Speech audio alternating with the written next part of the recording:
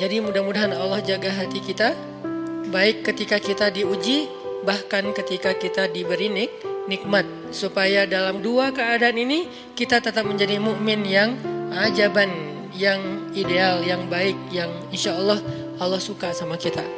Kalau diuji sabara fakana khairallah, kalau diberi nikmat syakara fakana khairallah. Kalau dia diuji dia bersabar, dan itu kebaikan untuk dia.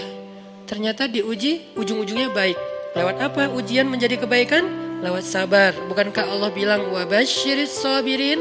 Sampaikan berita gembira kepada orang yang sabar. Ada banyak kebaikan yang Allah sediakan untuk orang yang sabar kalau dia sabar.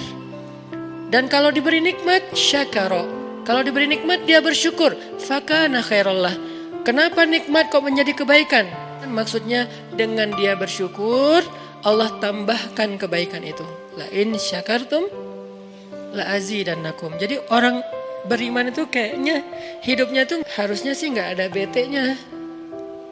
Hidupnya tuh nggak ada istilah, aduh hari ini gue kayak rugi banget nih. Nggak ada orang yang beriman rugi. Kan hidup kita tuh di antara dua itu kan. Cuman varian ujian itu aja macam-macam. Varian ujian itu misalnya kalau di surat Al-Baqarah Allah menyebutkan 3 varian ujian kan.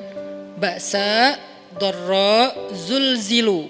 Ujian fisik, ujian harta. Harta ini termasuk karir, kerjaan, usaha, bisnis. Dan ujian zulzilu, ujian perasaan, termasuk diputusin. Atau orang yang dekat sama kita jadian sama yang lain. Atau mungkin di-unfollow oleh ya gitu deh.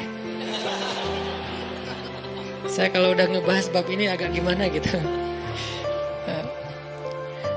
Jadi 3 varian ini masuk kategori apa?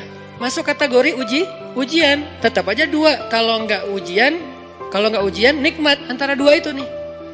In asabathu sarra syakara wa in asabathu dharra sabara. Udah gitu aja. Dan nanti bahkan sampai ayatnya gini. Alladzina yunfiquna fis sarra'i wad-dharra.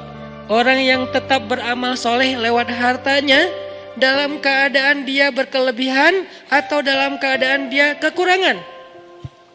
Itu mukmin, keren banget gitu. Dia tuh nggak pernah kehilangan kesempatan berbuat baik. Baik beramal soleh ketika dia dalam keadaan dikasih nikmat, maupun beramal soleh ketika dia dikasih ujian, tetap aja beramal soleh. Contoh yang ayat tadi, yunfikuna fis sarra, berinfak dalam keadaan sarra, dalam keadaan bahagia, senang, lagi dapat untung gitu kan. Ataupun yunfikuna fid dharra, tetap berinfak walaupun dia dalam keadaan dharra, dalam keadaan susah. Dalam keadaan dor itu kan bahaya. Ini kalau saya infak nih bahaya nih buat saya nih. Kalau saya kasih nih saya kayak nggak ada tabungan buat mahar nih. Kalau saya kasih ke dia, terus saya gimana?